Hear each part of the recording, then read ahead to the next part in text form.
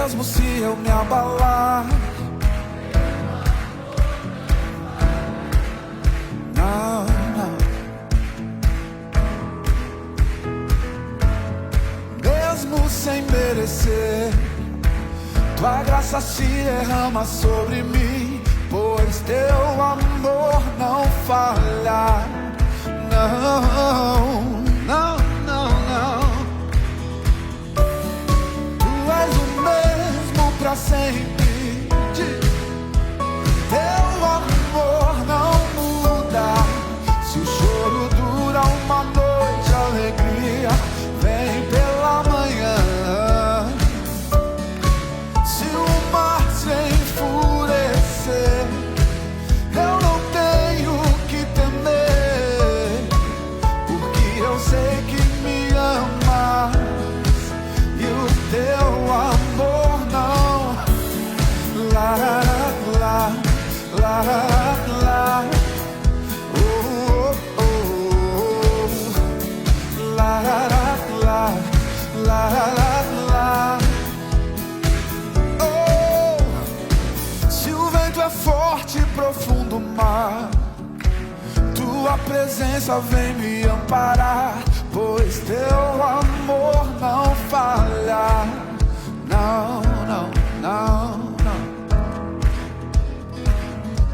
Difícil é o caminhar, nunca pensei que eu fosse alcançar, mas teu amor não falha.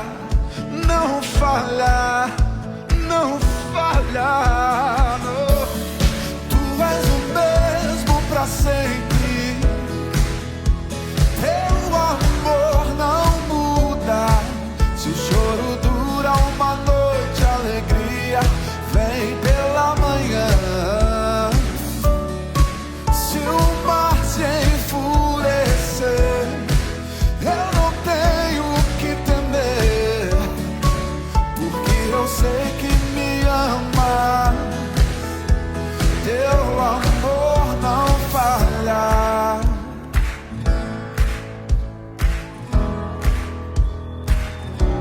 Tu fazes que tudo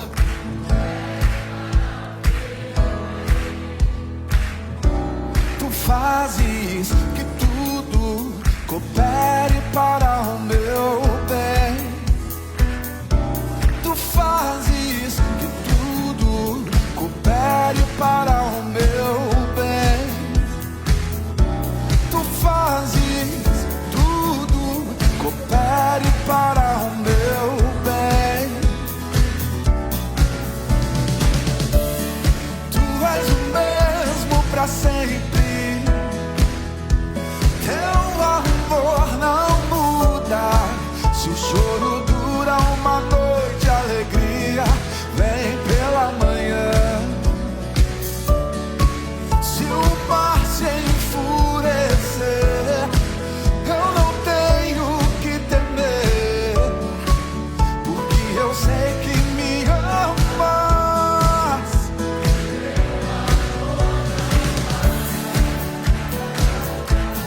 Lá, lá, lá, lá, lá, lá, lá. Teu amor não, não, não. Teu amor não. Lá, lá, lá, lá. La la la.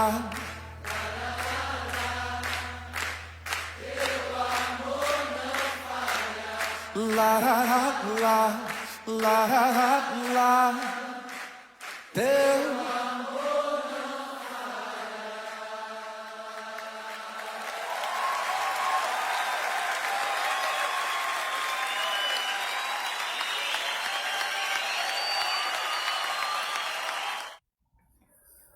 Muito bom dia para todo mundo. Sejam todos bem-vindos a mais uma escola dominical online. Esperar um minutinho aqui para o pessoal entrar. Você que já está aí presente, aproveite e compartilhe o link aí, a transmissão no seu Facebook para divulgar nossa reunião. Daqui a pouquinho a gente vai começar. Sejam todos muito bem-vindos. Bom dia para todo mundo que está escrevendo aqui. Tem algumas pessoas já se manifestando. Sejam bem-vindos. Tem várias pessoas aqui já. Neuza, Vânia, Fernando, Maria Helena, a Elide, a Suzana, Neia, a Meg, Cláudia, Giara, Vitor, Rebeca. Bom dia para todo mundo, para todos que estão entrando aí. Ok. Tá todo mundo me ouvindo bem? Adilson, bom dia.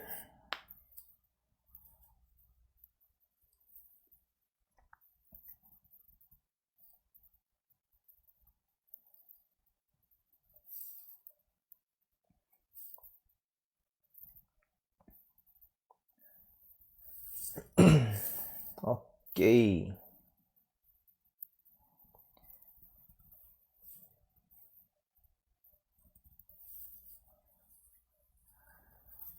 Beleza. Bom, vamos lá então. Sejam bem-vindos mais uma vez.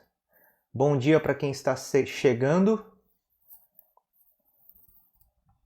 Compartilhe aí no seu Facebook a transmissão. Lembrando que depois todas as aulas vão ficar gravadas aqui no Facebook ou lá no YouTube também. Então, se você quiser assistir novamente, se você quiser compartilhar, você pode fazer isso. Ok? Hoje a gente vai começar aquela jornada de estudos no livro de Apocalipse, né? E eu espero então que Deus nos abençoe nessas próximas aulas aí que a gente vai estudar o livro de Apocalipse. E eu quero encorajar você, se você já leu, né, durante esses dias, durante essa semana, né, leia o livro, a carta de Apocalipse novamente. Tá? Quanto mais você lê e a gente for caminhando aqui nas nossas aulas, as coisas vão ficando um pouco mais claras.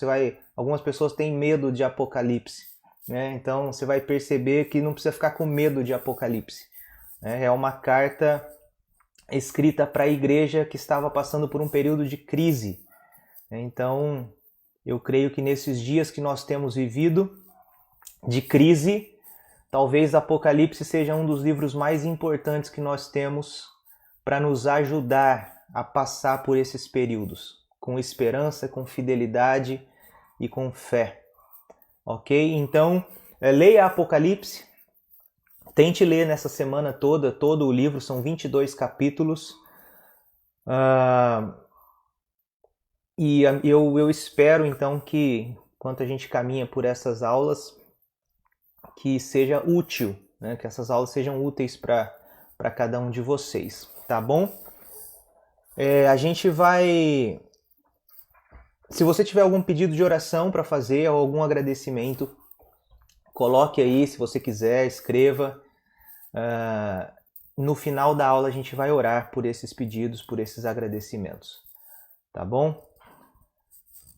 Mais uma vez eu quero dar bom dia para todo mundo, para aqueles que entraram depois aqui, aqueles que estão entrando. Gio, André, a Léo, a Val. Bom dia para todos. Sejam bem-vindos. E vamos começar, né? Vamos começar a nossa aula. Eu quero começar fazendo uma oração, pedindo para que Deus nos abençoe nesse tempo de reflexão, tempo de aula. Senhor Deus, muito obrigado, Pai, por esse dia, por esse domingo. Obrigado pela Tua graça que nos sustenta. Obrigado pela misericórdia do Senhor sobre nós dia após dia. Porque sabemos, como a Tua palavra mesmo diz, que é por causa das Tuas misericórdias nós não somos consumidos, Pai. Muito obrigado porque o Senhor tem cuidado de nós. Fica conosco nesse momento, perdoe os nossos pecados, nos abençoe, abençoe as nossas famílias, os nossos lares. Cuida, Senhor, da nossa nação, da nossa igreja e do nosso mundo. diante de todas essas dificuldades que temos passado, momentos difíceis de pandemia, de crise, nós oramos para que o Senhor derrame sobre nós a Tua graça, que o Senhor esteja conosco, Deus, passando por esse tempo difícil, nos ajudando a perseverar com fé, com fidelidade ao Senhor e com esperança. E que a Tua palavra seja o nosso alimento dia após dia. Fica conosco nessa aula, nos abençoe, fale aos nossos corações e que nós sejamos, ó Deus, transformados pelo Senhor à medida que meditamos na Tua palavra. Nós oramos em nome de Jesus. Amém. Ok.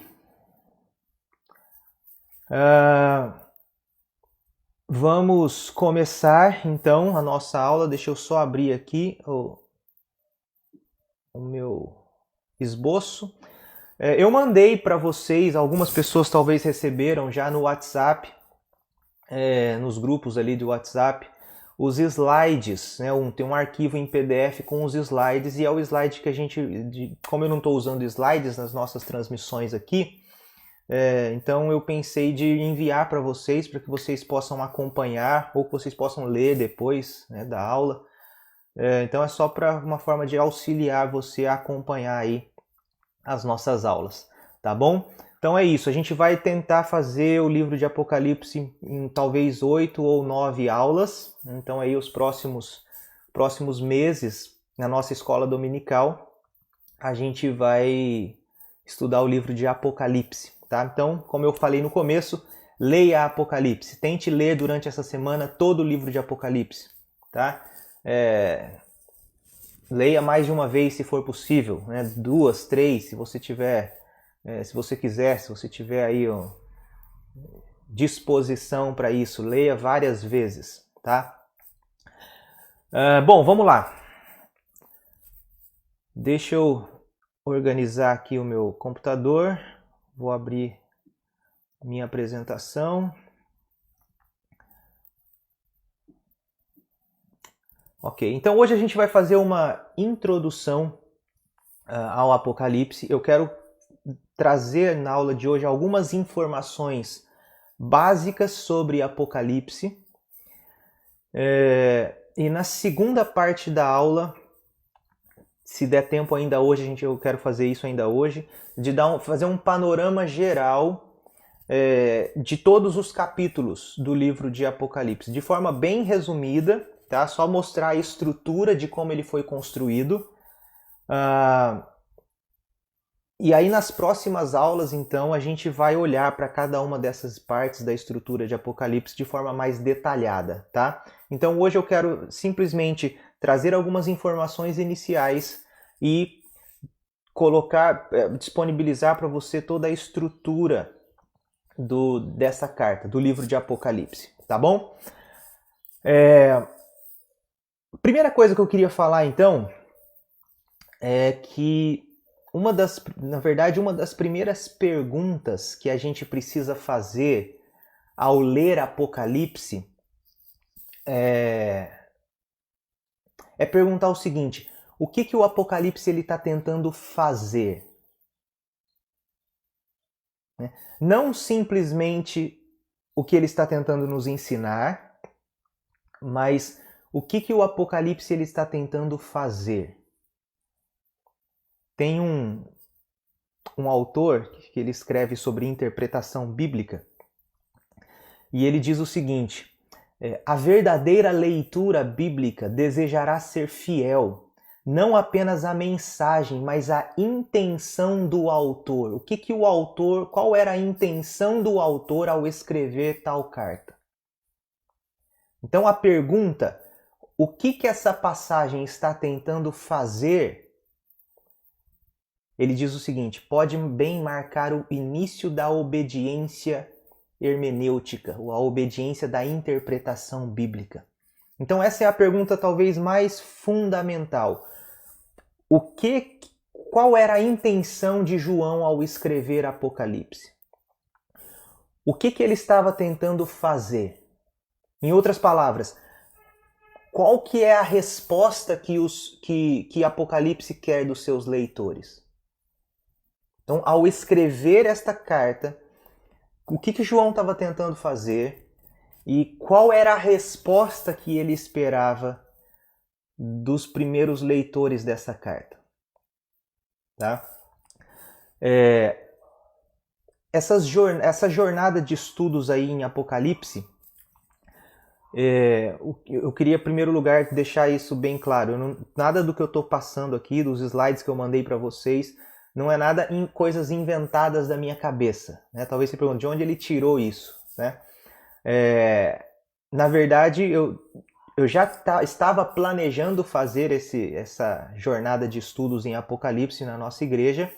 E aí veio a calhar dessa semana de eu ser convidado para participar de um grupo de estudos sobre Apocalipse, dado por um professor de teologia lá dos Estados Unidos. Então a gente começou essa semana a estudar Apocalipse juntos também, e ele passou várias bibliografias. Então todas essas aulas que eu estou passando para vocês são frutos de muito estudo, de muita oração, né? Vários livros, talvez alguns dos melhores livros em Apocalipse foram pesquisados, escritos por estudiosos aí muito tementes a Deus, né? Fiéis à Escritura Sagrada. Então, não é nada inventado, tá bom? Tudo isso que eu vou passar tem muita base teológica, doutrinária, fundamentado principalmente na Escritura. Tá? Se você quiser depois alguma dica de livros, pode me perguntar, pode me pedir que eu posso passar para vocês, tá bom? Então, essa é a primeira coisa. O que o Apocalipse está tentando fazer? A segunda coisa que a gente vai ver na aula de hoje é o seguinte. A segunda pergunta é, então a primeira, o que ele está tentando fazer? E a segunda, como ele faz isso? Então, como que o Apocalipse faz isso que ele está tentando fazer? Então, na aula de hoje, a gente vai responder a primeira pergunta, o que o Apocalipse está tentando fazer? A gente vai responder a segunda pergunta, como ele faz isso? E aí a gente vai tentar discernir. Eu falei algumas coisas na aula passada sobre aquele panorama do Apocalipse, eu já dei uma introdução na aula passada, né? Então algumas coisas eu vou repetir aqui, mas eu vou tentar ser mais detalhado na aula de hoje. Então a gente vai discernir o gênero literário, como ele funciona no livro de Apocalipse, e como o livro realiza o seu propósito como um todo literário. Tá? Qual é a estrutura literária e a mensagem central de Apocalipse como um todo? Ok? E esse é um dos desafios que nós precisamos aprender. É uma das coisas que a gente precisa aprender a fazer. Porque por muitos anos, e principalmente nos nossos seminários também, pastores foram ensinados assim, nós fomos ensinados assim, a olhar para a Bíblia de maneira fragmentada. Isso é muito perigoso. Então você olha para a Bíblia como se fossem várias partes desconexas. Tem algumas partes doutrinárias, tem algumas poesias, tem algumas histórias, tem alguns livros de sabedoria, tem algumas cartas, algumas profecias.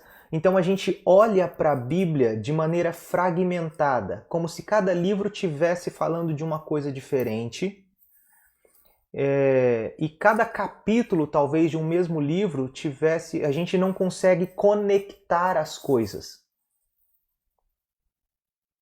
Né? Então a gente estuda a Bíblia, a gente foi ensinado a estudar a Bíblia assim, de maneira fragmentada. A gente lê um versículo e tenta descobrir o que aquele versículo quer dizer para nós. E isso é muito perigoso. O que a gente precisa aprender a fazer? A gente precisa aprender a olhar para a Bíblia como um todo.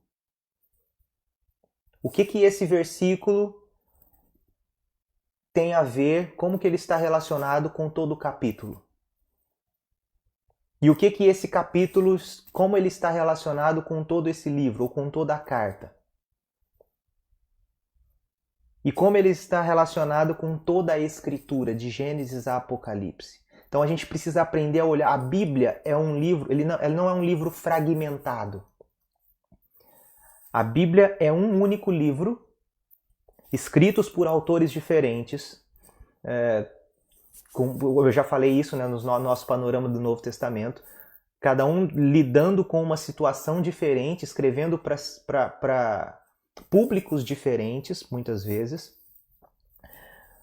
Mas a Bíblia é o livro que conta uma única história. Jesus Cristo é o centro da história, e é Ele quem divide Antigo e Novo Testamento. O mundo foi dividido entre antes de Cristo e depois de Cristo, Ele é o centro da história. E a história ela está sendo dirigida por Deus para um propósito final. E a Bíblia nos apresenta, então, a verdadeira história da humanidade. A história de Deus. A história do que Deus está fazendo em Cristo para restaurar todas as coisas.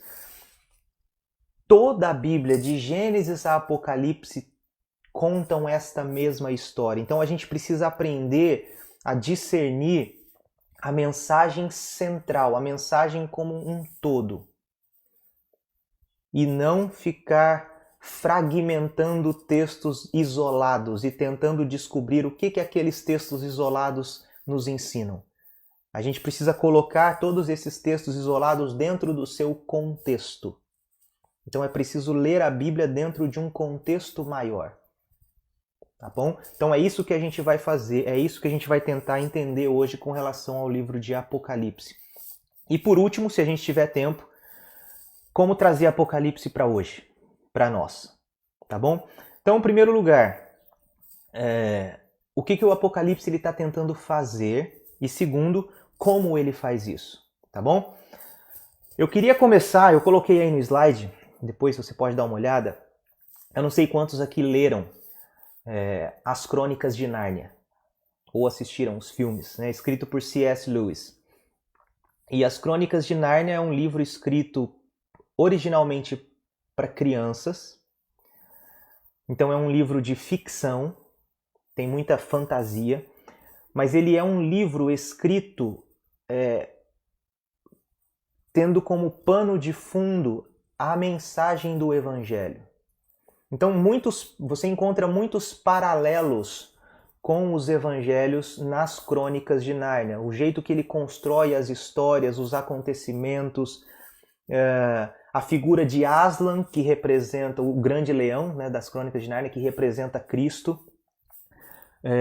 Então, C.S. Lewis, para quem não sabe, foi um ateu no início, depois se tornou um cristão, grande amigo de Tolkien, o autor de Senhor dos Anéis. Na verdade, foi Tolkien, do Senhor dos Anéis, um dos que levaram a C.S. Lewis ao cristianismo, a crer em Deus. E ele então escreve as Crônicas de Nárnia. Então, se você não leu, eu recomendo para que você leia. Tá? São 7 crônicas, são 7 livros. Hoje nós temos aí um livro único, né, que contém todas as crônicas. E assista os filmes também, para aqueles que não são muito dados à leitura. Você vai perder bastante, mas assista os filmes se você não assistiu. Em uma dos livros das Crônicas de Nárnia, chamado A Cadeira de Prata, lá no capítulo 12 tem uma cena que é interessante e que nos ajudam a entender um pouco de Apocalipse. No capítulo 12 da Cadeira de Prata, C.S. Lewis ele escreve e ele mostra então a figura do Aslan, o grande leão, e Aslan envia Eustáquio e Jill, 2 personagens, o menino Eustáquio e uma menina, uma garota, Jill, em uma missão. E qual que era a missão que eles foram enviados? Eles tinham que resgatar o príncipe Hilian, que havia sido enfeitiçado pela Dama do Vestido Verde, que era a rainha do submundo. Então Hilian tinha sido enfeitiçado e foi sequestrado pela Dama do Vestido Verde. E aí então Aslan o grande leão que representa Cristo, ele chama Eustáquio e Jill e envia os dois para uma missão para resgatar o príncipe dos feitiços da rainha do submundo. E aí o livro se desenrola, eles vão para o submundo, eles chegam até lá com a ajuda de alguns outros personagens fictícios criados por C.S. Lewis. E aí num determinado momento eles conseguem encontrar o príncipe Hylian e eles libertam o príncipe Hylian do feitiço. Ele consegue acordar, despertar. Só que de repente a rainha, né, do submundo, lá, a dama do vestido verde, ela aparece em cena e aí ela enfeitiça todos os três, Eustáquio, Jill e o príncipe Hylian. Ela começa a fazer ela pega um pó mágico, ali conversando com eles, né, tentando argumentar com eles, e aí ela vai então fazendo os seus feitiços, sem ninguém perceber. Ela pega um pó mágico que tinha um aroma suave, coloca fogo e começa a subir uma fumaça ali, o livro conta que era como um aroma suave, e ela começa então a usar palavras doces, uma voz macia, e de repente eles vão sendo enfeitiçados pela rainha do submundo. E aí quando eles estão intoxicados por aquela fumaça, né, enfeitiçados por ela, eles deixam de acreditar em Nárnia, eles deixam de acreditar no sol. Pior de tudo, eles deixam de acreditar no próprio Aslan, eles nem reconhecem mais quem é Aslan. Eles se esquecem de quem eles eram e eles se esquecem da sua missão. A missão para a qual Aslan os tinha enviado ao submundo. Aí a história se desenrola, eu estou contando bem resumidamente. Aí tem um personagem fictício criado por C.S. Lewis também, chamado o Brejeiro.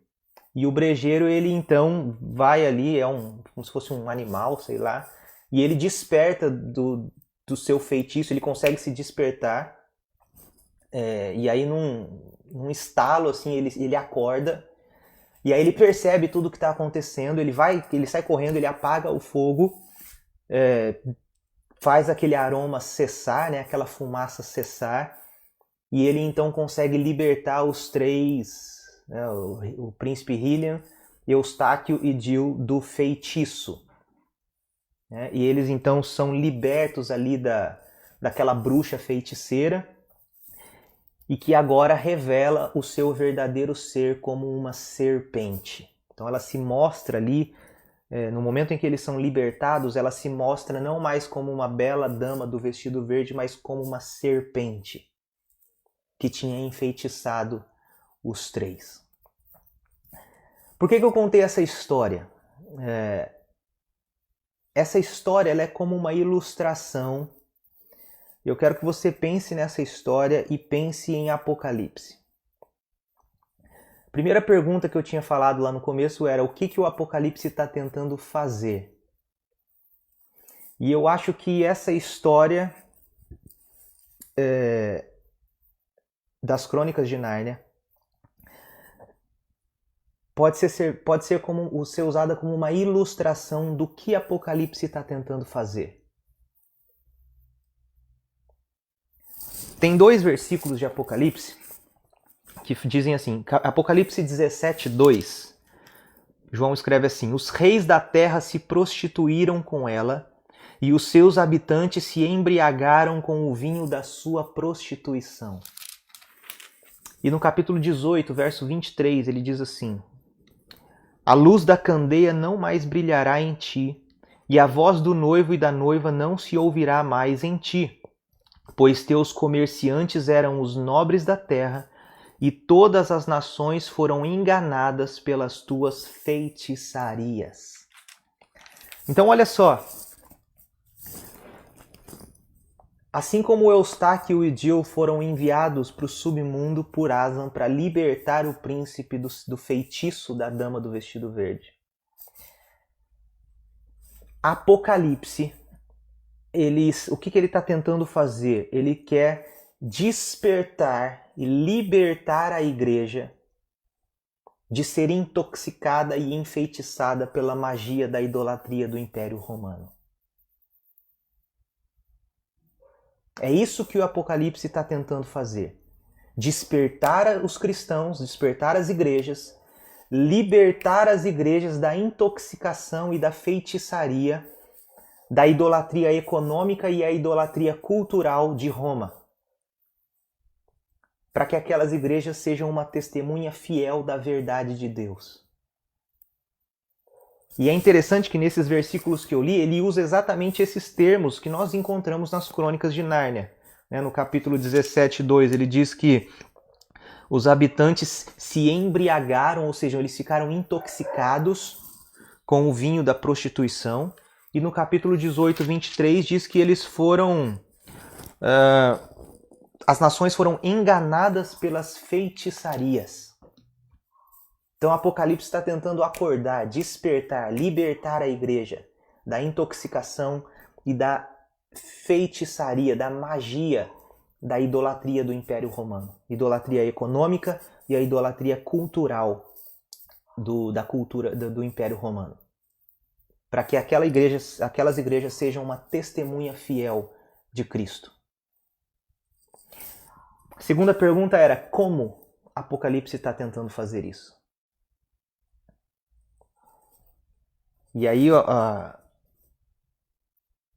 uma das coisas interessantes de alguns dos livros que eu li, alguns autores colocam assim, que ele está libertando e reformando a nossa imaginação com imagens simbólicas. Então o que ele está tentando fazer? Despertar e libertar a igreja da intoxicação e da feitiçaria do Império Romano. Como ela está tentando fazer isso? Como ele está tentando fazer isso? Libertando e reformando a nossa imaginação, trazendo imagens simbólicas. Tem um dos autores que eu li, chamado Richard Bauckham, ele escreve assim: uma das funções do Apocalipse era purgar e reformar a imaginação cristã.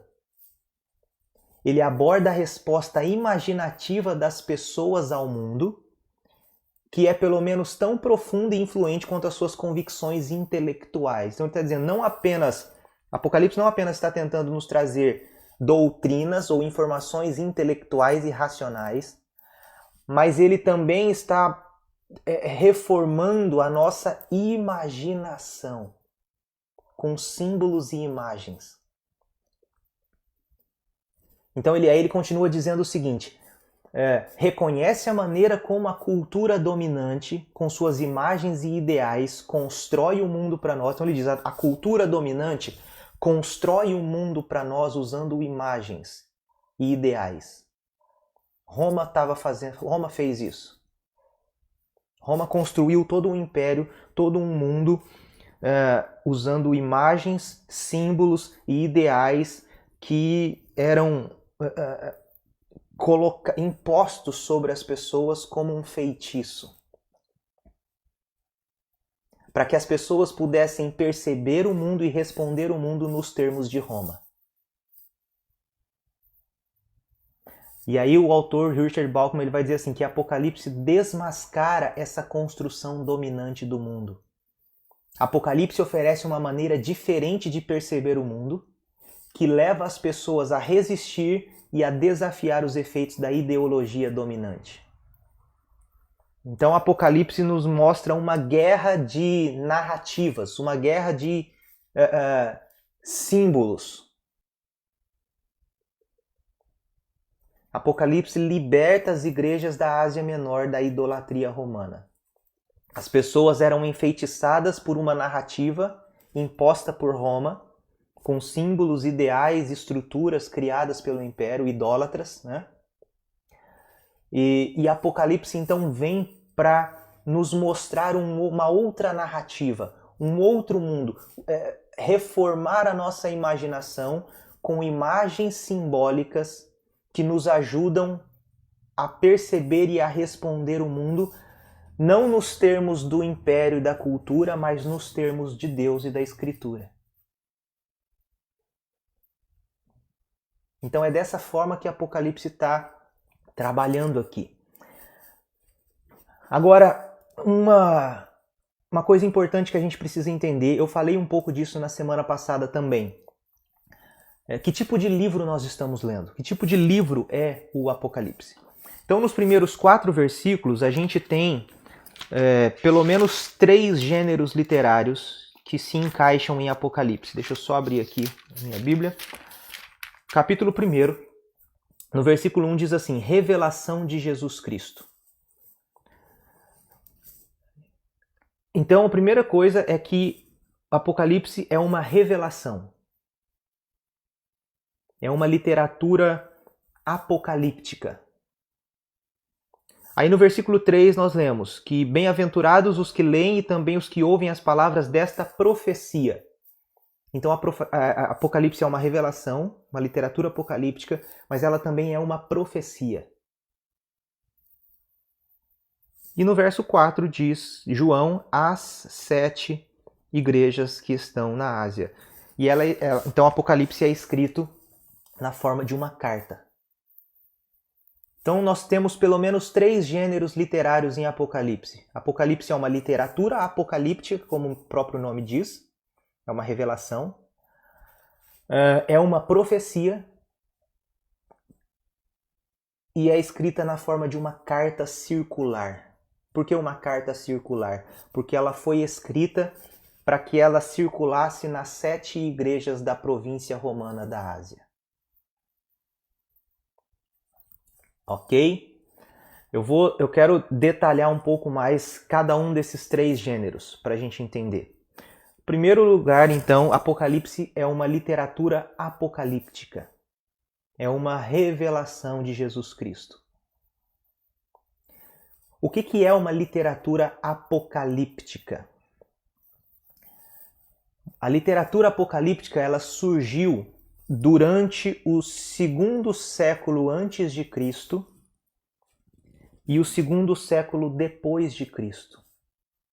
E a literatura apocalíptica, ela surgiu em um período de crise. E qual era a crise? Primeiro, os impérios mundiais governavam e pareciam invencíveis no mundo. Segundo, os propósitos de Deus pareciam terem sido frustrados, porque os impérios estavam dominando. E terceiro, o povo de Deus era um povo fraco e pequeno, era um grupo pequeno de pessoas que corriam sérios riscos, um de se acomodar à cultura, ou outro de serem erradicados, eliminados da cultura. Então essa era a grande crise que o povo de Deus vivia naquela época. Os impérios mundiais governavam, pareciam ser invencíveis, os propósitos de Deus pareciam terem sido frustrados e o povo de Deus era um grupo muito pequeno que corria o risco de se conformar à cultura ou de ser erradicado. E aí então surgiram essas literaturas apocalípticas que eram escritas para esses pequenos grupos judaicos ou cristãos, pequenas comunidades judaicas cristãs, que eram marginalizados. Literatura apocalíptica surgiu, elas eram escritas para essas comunidades que estavam sendo ameaçadas pelo domínio idólatra dos impérios mundiais. Então foi nesse contexto de crise que surgiram as literaturas apocalípticas. Daniel capítulo 12 é um exemplo de uma literatura apocalíptica. Agora, quais são as questões principais, chaves, que uma literatura apocalíptica aborda? Uma literatura apocalíptica, lembra então sempre disso, ela foi escrita, surgiu num período de crise em que os impérios mundiais dominavam, os propósitos de Deus pareciam ser frustrados e O povo de Deus era um povo pequeno, marginalizado, que corria sérios riscos diante da cultura dos impérios. E aí então surgem as literaturas apocalípticas, abordando duas questões principais para encorajar aquelas pequenas comunidades marginalizadas. Primeiro, a literatura apocalíptica mostra quem é de fato que governa o mundo e a história. Será que é Deus? Ou será que são os impérios do mal? E a literatura apocalíptica, ela então vai mostrar uma perspectiva celestial na Terra. Ela vai falar assim, que Deus é quem governa a história. Mesmo que não pareça atualmente. Deus está no controle do mundo e Ele está no controle da história. Mas uma segunda questão chave que a literatura apocalíptica aborda é para onde a história está indo, para onde que nós estamos caminhando, qual é o nosso destino final. Será que os propósitos de Deus vão prevalecer no final? Como que Deus ele vai cumprir os seus propósitos? Então, a literatura apocalíptica, ela revela uma perspectiva futura no presente. Ela fala sobre os propósitos de Deus e o seu objetivo para a história da humanidade. Então é nesse contexto que nós temos as literaturas apocalípticas. Algumas outras informações sobre a literatura apocalíptica. As literaturas apocalípticas elas abordam questões usando imagens simbólicas estranhas. Imagens que são muitas vezes surpreendentes e que atraem a imaginação e as emoções das pessoas. A literatura apocalíptica ela usa imagens, ela usa visões, animais, cores, números. Tudo isso se encontra em Apocalipse. Né? Criaturas estranhas, mas todas com um significado simbólico. E de onde Apocalipse ou a literatura apocalíptica retira essas imagens? Em pelo menos 3 lugares. Todas essas imagens vêm dos profetas do Antigo Testamento. As imagens de Apocalipse vêm também da literatura apocalíptica judaica. Então, um dos exemplos, como eu já falei, é Daniel capítulo 12, né? E outros textos apocalípticos que surgiram na época. E também algumas imagens que Apocalipse usa são retirados da cultura popular romana. Então nós temos pelo menos essas 3 fontes aí. As imagens vêm dos profetas do Antigo Testamento, da literatura apocalíptica judaica e da cultura popular romana. Por isso que muitas dessas imagens elas são estranhas para nós. Muitas vezes você lê Apocalipse e você fica com medo e diz, eu não sei, não entendo o que ele está dizendo aqui, eu não sei o que isso significa. Então essas são imagens que parecem até bizarras para os nossos dias. Mas a gente precisa entender que todas essas imagens de Apocalipse eram bem conhecidas naquele contexto. E quando João escreveu e usou essas imagens, esses símbolos, as visões, as cores, os números, as criaturas estranhas, eram todas com significado simbólico, né? Todas essas imagens eram conhecidas, as pessoas sabiam do que João estava falando naquele contexto. Podem parecer estranhas para nós, mas frequentemente eram bem conhecidas naquele contexto. E Apocalipse, então, como eu já disse, está tentando nos mostrar um mundo simbólico de imagens. Aquele autor que eu citei antes, o Richard Bauckham, ele diz o seguinte, que essas imagens de Apocalipse formam um novo mundo simbólico, no qual os leitores de João são levados enquanto sua arte o cria para eles. A sua função é combater a visão imperial romana do mundo. Então, Apocalipse deve ser visto como um mundo simbólico de imagens que foi escrito para combater o mundo simbólico de imagens do Império Romano. Então essa é a ideia. Apocalipse ele cria para nós um novo mundo simbólico para combater o mundo simbólico criado pelo Império dominante, pela cultura dominante, que naquele contexto era a cultura de Roma. Tá? O Império Romano ele criou um poderoso mundo simbólico, né, reivindicando ali para si um reino mundial de paz, de justiça, de poder. E eles fizeram isso através de inscrições, estátuas, arquitetura, iconografia, rituais, os festivais romanos, os eventos públicos, as imagens que eles usavam. Por exemplo, a imagem do dragão que Apocalipse usa, né, foi retirado do contexto da cultura popular romana. A cultura de Roma usava muito essa figura do dragão. Então o Império Romano ele criou todo um poderoso mundo simbólico usando tudo isso. E aí então João ele escreve o Apocalipse para mostrar um novo mundo simbólico, para renovar, para reformar a imaginação e inspirar naquelas igrejas, naquelas comunidades, esperança, comprometimento, alerta e fidelidade a Deus. Basicamente é isso então que nós temos como uma literatura profética. Essa é a ideia de Apocalipse como uma literatura profética. Mas no segundo lugar, nós vimos também que Apocalipse ela é uma profecia, ela é uma literatura profética. E o que significa ser uma profecia, uma literatura profética? Não significa que Apocalipse foi escrito para adivinhar o futuro.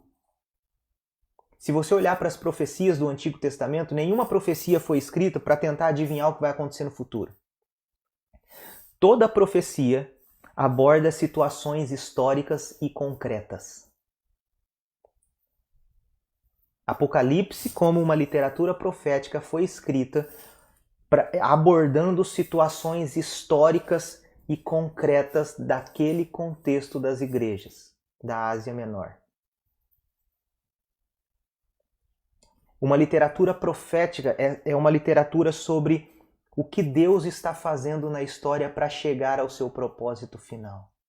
Então, se você lê os profetas Isaías, Jeremias, Amós, né, e todos os outros profetas do Antigo Testamento, em todos eles você vai ver essa ideia. Eles estão mostrando, olha, vocês pecaram, vocês precisam se arrepender e veja o que Deus está fazendo na história para cumprir o seu propósito final.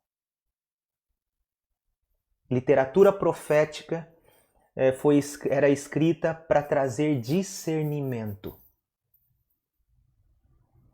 Discernimento. Mostrando para qual direção Deus está movendo a história, para nos ajudar a entender o propósito de Deus no presente, por que nós estamos passando pelo que estamos passando hoje, né? E para nos ajudar a dar uma resposta adequada hoje. Alinhar a nossa vida com os propósitos de Deus. Então, literatura profética, Apocalipse como uma profecia é isso. Ela aborda situações históricas e concretas, mostrando o que Deus está fazendo na história para chegar ao seu propósito final. Mas em terceiro lugar, Apocalipse ela também é uma carta. Então, é uma literatura apocalíptica, é uma literatura profética, uma profecia. E em terceiro lugar, Apocalipse 1:4, nós vemos que ela é uma carta. E é uma carta circular. Para quem foi endereçada essa carta? Ela foi endereçada, acima de tudo, às preocupações e necessidades daquelas 7 igrejas na Ásia Menor. Então, no comecinho, nós temos aqui João 1:4. João, às 7 igrejas que estão na Ásia. E aí, a partir do capítulo 2, na introdução da carta, ele traz algumas particularidades de cada igreja. Então, quais são essas 7 igrejas para as quais Apocalipse foi escrito? Então, nós temos a igreja em Éfeso, em Esmirna, em Pérgamo, em Tiatira, em Sardes, em Filadélfia e em Laodiceia. Essas são as 7 igrejas da Ásia Menor. Apocalipse foi escrito para eles. Endereçado, acima de tudo, às preocupações e às necessidades destas 7 igrejas na Ásia Menor. Então foi uma carta escrita para ajudar aquelas igrejas a resistir e a recusar o compromisso com a idolatria de Roma. Apocalipse foi escrito para ajudá-los a enfrentar uma batalha espiritual na qual o Império Romano estava aliado ao dragão. Capítulo 6 a 15 mostra isso, como o Império Romano ele se alia ao dragão, ao mal, e existe uma batalha cósmica, então. Capítulos 16 a 20, João escreve para ajudá-los a evitem o destino do Império Romano. Esse é o destino dos impérios mundiais, das culturas idólatras, dominadas por Satanás. Mas aí capítulo 21 e 22, João nos diz, olha, aqui nós temos a vitória do Cordeiro. O Cordeiro vence. E você pode se tornar participante da vitória do Cordeiro. Novos céus e nova terra, nova Jerusalém, e com todas aquelas descrições de Apocalipse 21 e 22. Então, Apocalipse é uma literatura apocalíptica, é uma profecia e é uma carta circular. Então, sempre que a gente for ler Apocalipse, a gente precisa entender que é uma mensagem para nós, sim, porque é a palavra de Deus. Nós temos muito o que aprender com Apocalipse. Mas a gente precisa também entender que é como se nós estivéssemos lendo uma carta endereçada para outra pessoa. Apocalipse foi escrito primeiramente para as 7 igrejas na Ásia. Ok? Eu quero dar um panorama geral antes da gente fechar a aula de hoje. Olha só. Então, como eu já disse, havia uma crise nas igrejas da Ásia Menor. Ok? Capítulos de 1 a 3, nós temos uma sequência das visões de João, né? E essa sequência das visões de João começa com a imagem do Senhor Jesus Cristo ressuscitado no meio das 7 igrejas na Ásia Menor. Então, o texto começa, a sequência de visões de João começa com ele vendo o Senhor Jesus ressurreto, vivo, no meio das 7 igrejas da Ásia Menor. E aí ele vai começar a nos dizer, então, que o Senhor Jesus ressurreto, vivo, ele fala para as igrejas ameaçadas pelo poderoso Império Romano. Jesus ressurreto, ele tem palavras para aquelas igrejas que estavam sendo ameaçadas pela cultura do Império. E aí no começo, como eu disse, capítulos 2 e 3, nós temos algumas particularidades destas 7 igrejas.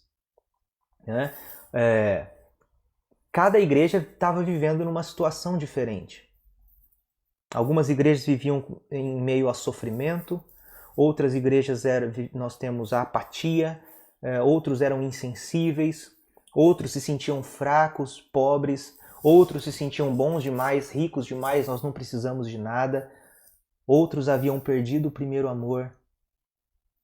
Então nós temos diferentes situações dessas 7 igrejas, cada igreja vivendo numa situação diferente, com problemas diferentes, mas todas elas enfrentavam um único perigo, que era o perigo da acomodação diante da poderosa idolatria do Império Romano.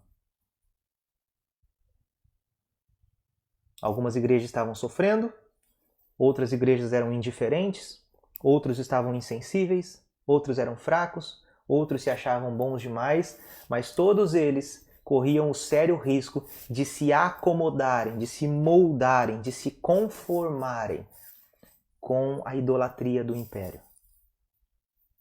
E aí o Senhor Jesus ressurreto, vivo, no meio das igrejas, ele fala para essas igrejas, ele tem uma mensagem para cada igreja em sua situação particular. Mas todas elas terminam com o chamado para vencer. Ao vencedor dar-lhe-eis a coroa. Então ele fala isso nas 7 palavras que ele tem para 7 igrejas. Essas palavras terminam com um chamado para vencer, para o vencedor. E o que seria vencer nesse contexto? Aqueles que conseguirem perseverar e resistir à idolatria do Império Romano. A esses vencedores que resistiram à idolatria do Império Romano, eu darei a coroa da vida. Então essa é a crise que João está abordando em Apocalipse. João ele escreve o Apocalipse para capacitar aquelas 7 igrejas, para que elas possam vencer, para que elas possam resistir à idolatria. Todo o livro de Apocalipse é projetado para permitir que as igrejas asiáticas resistam à história idólatra de Roma. Para que as igrejas asiáticas se alinhem ao reino de Deus na batalha cósmica. E que elas sejam testemunhas disso. Então o Apocalipse ele oferece uma história diferente, em um mundo simbólico diferente do de Roma, através de umas sequências de visões que é única. Esse é o grande propósito de Apocalipse. De maneira bem rápida, eu quero mostrar a estrutura do livro. Então nós temos os capítulos 1 a 3, que ele começa com a visão do Senhor Jesus ressurreto no meio das 7 igrejas. Capítulos 2 e 3, Jesus ele fala às 7 igrejas. Ele tem uma palavra especial para cada uma das igrejas. Ele exorta, ele corrige, ele disciplina, ele elogia algumas e ele chama todas ao arrependimento. Depois, nos capítulos 4 e 5 de Apocalipse, João nos mostra uma visão da sala do trono. Capítulo 4, ele vai mostrar a vitória do Cordeiro na cruz e na ressurreição. E ele vai mostrar que é Deus quem governa a história para trazer, para estabelecer o seu reino. Não, capítulos 4 e 5, a visão da sala do trono.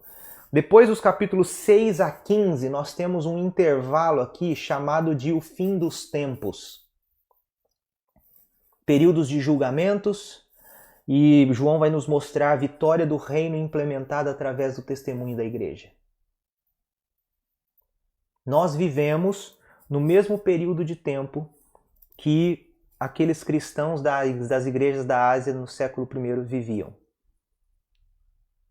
Que é esse período do fim dos tempos, o período entre a primeira vinda de Cristo e a segunda vinda de Cristo. Nós vivemos nesse período.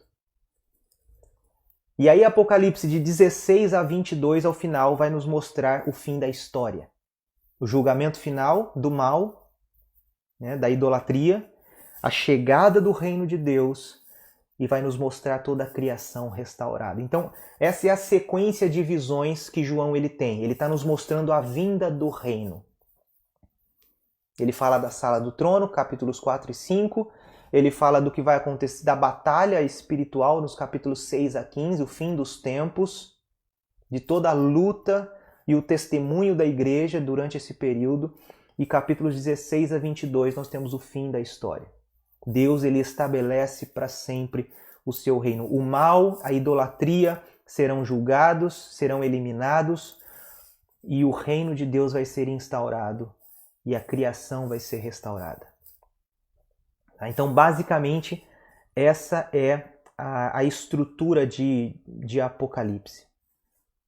Voltando um pouquinho aqui, só algumas informações extras. Capítulos 4 e 5 nós temos a sala do trono.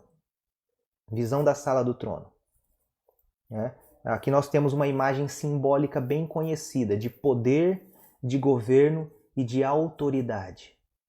Capítulo 4, João está nos mostrando Deus, ele está no trono e ele governa a história. Capítulo 5, ele vê o Cordeiro.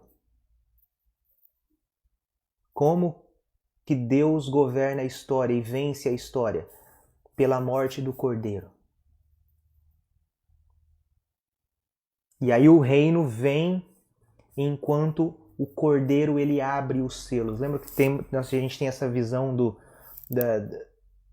pergaminho ali enrolado e selado com 7 selos? Capítulo 4 e 5 de João mostra lá, João ele chora muito, ele chora porque ninguém havia sido encontrado digno para abrir os selos. Os selos significam o julgamento de Deus. O pergaminho com 7 selos nos mostram como o reino ele é estabelecido. E aí João chora porque ninguém foi digno de abrir os selos. E aí de repente alguém chega para ele e diz, olha João, o leão da tribo de Judá venceu, a raiz de Davi venceu para abrir os selos. Isso é o que João ouve. João ouve alguém dizendo, o leão da tribo de Judá venceu. Imagem de poder, de autoridade. A raiz de Davi. É o símbolo de governo. E aí o capítulo 5 diz o que ele vê. Quem ele vê? Quem é o leão da tribo de Judá? O texto diz que ele vê um cordeiro como tendo sido morto. Não é por meio do poderio militar de Roma, não é por meio das guerras, dos exércitos, das fortalezas, mas é por meio do Cordeiro como tendo sido morto. Pela morte do Cordeiro, ele venceu para abrir os selos. E agora o reino ele vem enquanto o Cordeiro abre os 7 selos. E João vai nos mostrar que o reino de Deus no céu, ele virá sobre a terra em 2 estágios diferentes. Estágio 1 é o que nós chamamos do fim dos tempos, capítulos 6 a 15. E nós temos várias imagens ali. Por exemplo, os 7 selos do julgamento, nós temos as 7 trombetas. Então, todos esses julgamentos temporários vão acontecendo no capítulo 6 a 15, no que nós chamamos de fim dos tempos, que é o período entre a primeira vinda de Cristo, a morte dele na cruz, e a segunda vinda, que ainda não aconteceu. Então o Apocalipse vai nos mostrar, por exemplo, no capítulo 6, ele começa a abrir os selos, mas ele abre primeiro 6 dos 7 selos do julgamento. E aí o capítulo 6, versículo 17, termina assim, quem é que pode suster-se? Quem pode permanecer diante disso tudo? Ele abre 6 porque 7 significa julgamento final, 7 significa completude, consumação. 7 é o número da perfeição, 7 é o julgamento final. Então ele abre 6. E aí no 6º termina dizendo, quem pode suster-se? Aí antes de abrir o 7º selo, tem um interlúdio, capítulo 7. João mostra um exército de mártires selado para o testemunho. Quem pode suster-se? Capítulo 6, 17. Ele mostra no capítulo 7. Todos esses que foram selados para o testemunho. Aí abre o 7º selo, nós temos aí o início das 7 trombetas. Capítulos 8 e 9. De novo, a mesma ideia. Trombetas do julgamento. Tocam 6 trombetas. Porque a 7ª significa o julgamento final. Então ainda não soa a 7ª trombeta. 6 das 7 trombetas do julgamento soam. Termina o capítulo 9, versículo 21, dizendo, não houve arrependimento. Em todos esses julgamentos temporários das 6 trombetas aqui, assim como nos 6 primeiros selos, não houve arrependimento. Aí de novo, capítulos 10 e 11, nós temos um interlúdio. João nos mostra o testemunho fiel da igreja. As pessoas não se arrependeram, mas a igreja permanece sendo fiel em seu testemunho, com a sua vida e com as suas palavras. E o capítulo 11, verso 14, termina com a conversão das nações. Aí o capítulo 11, de 15 a 19, soa a 7ª trombeta. 7ª trombeta significa julgamento final. Julgamento final está para acontecer, Mas antes, no capítulo 12 ao 15, nós temos um outro interlúdio, uma pausa. E João vai mostrar o testemunho da igreja se desenrolando de forma cósmica. E esse testemunho da igreja termina com 2 resultados: conversão e julgamento. Como eu disse, a vinda do reino é descrita aqui em 2 estágios. Então o primeiro estágio é esse. É o fim dos tempos, capítulos 6 a 15. Período entre a morte de Jesus na cruz e a sua segunda vinda. E aí, a partir do capítulo 15, versículo 5, nós temos o início do segundo estágio da vinda do reino. É o que nós chamamos do fim da história. Capítulo 15, verso 5 até o 22. Nós temos o julgamento final e nós temos a restauração de toda a criação. E João mostra isso contando uma parábola ali das 2 cidades. Primeiro ele fala da queda da Babilônia, que ele chama de a grande prostituta, e depois ele mostra o casamento da Nova Jerusalém, que é a noiva do Cordeiro. E então o Apocalipse nos mostra que no final Deus vence. Por isso a mensagem que ele quer dizer é essa: permaneça fiel. Deus é o vencedor no fim das coisas, no fim da história. Por isso, permaneça fiel, mesmo que as coisas pareçam estar fora do controle hoje. O Richard Bauckham, aquele autor, ele diz o seguinte: ao garantir aos crentes que, apesar da aparente dominância do mal no mundo, Deus está no controle da história e está conduzindo a história a uma conclusão triunfante, esse tipo de apocalipse ajudou a sustentar a fé em tempos de crise. E não somente isso, ele ajudou a sustentar o testemunho fiel da igreja em tempos de crise. Então, o Apocalipse é escrito para ajudar a sustentar a fé das igrejas e o testemunho fiel das igrejas em tempos de crise. Eu estou terminando já a nossa aula. Eu quero só terminar com um resumo que um dos professores que eu tive aula, ele resumiu o livro de Apocalipse em um parágrafo. Como se Jesus estivesse falando com aquelas 7 igrejas, e aí nós também podemos ouvir como se Jesus estivesse falando para nós. Tá? Essa é a mensagem do Cristo ressuscitado às igrejas, e é assim que ele resumiu todo o livro de Apocalipse. Ele diz assim, palavras de Jesus, né? Como se Jesus estivesse dizendo: permaneça fiel e não seja seduzido e encantado pela idolatria cultural. Muita coisa está em jogo. Sua própria participação na nova criação e na conversão das nações.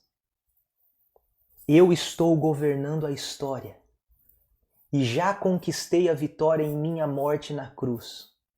Portanto, siga-me. Junte-se a mim na batalha cósmica pela criação. Pacientemente eu deixo as nações arcarem com as consequências da sua idolatria, para que possam ver que as coisas não são do jeito que deveriam ser, e para que se voltem para mim. Mas, infelizmente, isso não trará arrependimento. Somente o seu fiel testemunho, em vida e em palavras, pode despertá-los do feitiço da idolatria. E eu despertarei e libertarei muitos do seu cativeiro encantado através do testemunho fiel da igreja. Mas não desanime quando ficar difícil. Há muita coisa em jogo. Por isso eu quero a sua total fidelidade até a morte, se necessário. O julgamento final está chegando, quando eu destruirei tudo que se opuser ao meu governo.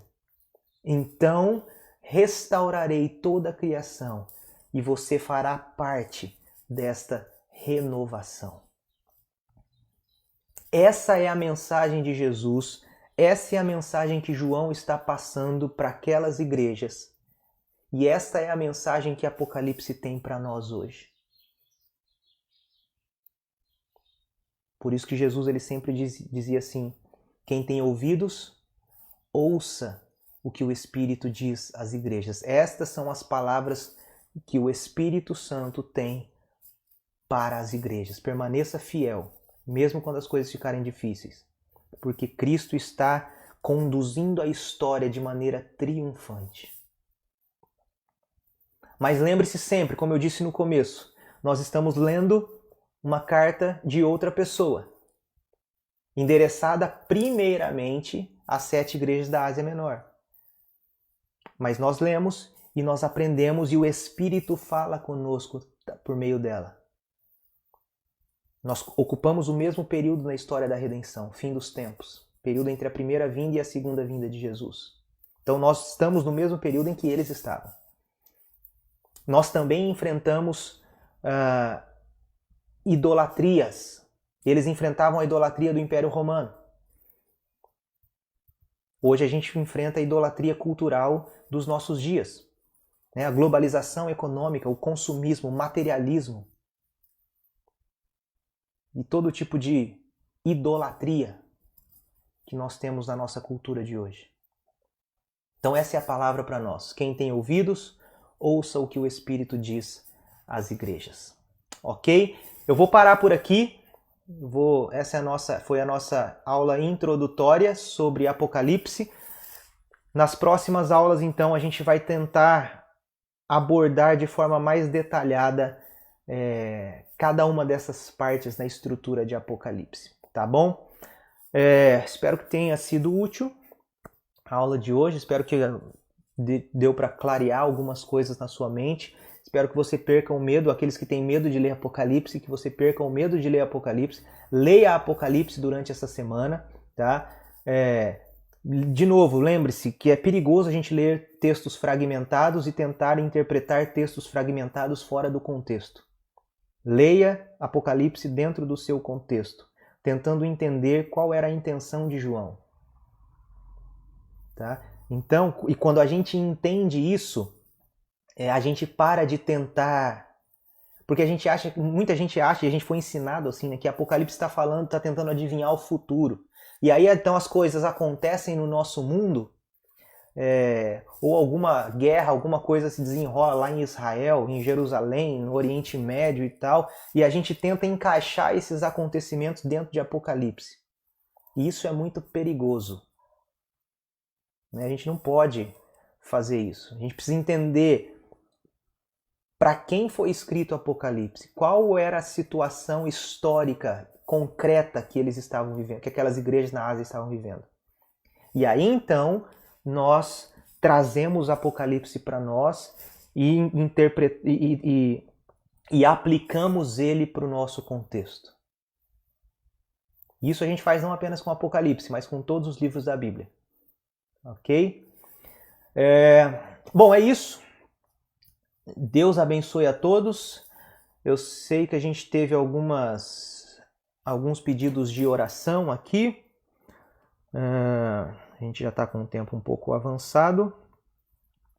Mas a Léo pediu pela prima da Suzana, família do primo da Vânia, tio da Roberta, que estão enlutados. A Vânia está pedindo oração pelo pai, com alguns problemas de saúde. E continuar orando pelos adolescentes e agradecer também pelos adolescentes, pelo comprometimento deles. Eles estão fazendo devocionais diárias, eles estão lendo a Bíblia, né? Estão sendo desafiados diariamente aí e eles têm participado disso. Então tem sido um tempo muito bom para os adolescentes. Ok? Nós vamos orar então, eu vou fazer uma oração e a gente encerra a nossa aula de hoje. Lembrando que hoje às 7 horas nós temos culto novamente, tá bom? Culto, momento de louvor, momento de adoração, momento de reflexão na palavra de Deus, às 7 horas da noite, aqui na nossa página do Facebook, tá bom? Vamos orar? Deus querido, nós te agradecemos muito pela tua palavra e pela forma como o Senhor dirige e governa o mundo, a história e as nossas vidas. Muito obrigado, Deus, porque apesar das dificuldades e das crises que enfrentamos, nós somos chamados pelo Senhor a permanecermos fiéis ao Senhor. Ó Deus, não permita que nós nos moldemos e nos acomodemos à cultura idólatra à nossa volta, mas que nós possamos ser moldados pela palavra do Senhor, que nós possamos permitir que a Bíblia molde a nossa imaginação e o nosso coração e os nossos pensamentos, para que a gente possa perceber e responder ao mundo e às pessoas, não nos termos da cultura que nós vivemos, mas nos termos da palavra de Deus. Nos abençoe, nos ajude nisso. Fica conosco, ó Deus. Abençoe o nosso coração, nos transforme e abra a nossa mente para que possamos entender cada dia mais a Tua palavra. Que a gente possa amar cada dia mais a palavra do Senhor. E que assim nós possamos permanecer firmes, mesmo em tempos de crises. Fica conosco, em nome de Jesus. Amém. Gente, Deus abençoe a todos vocês. Tenham um bom domingo e até às 7 horas, se Deus quiser. Fiquem com Deus.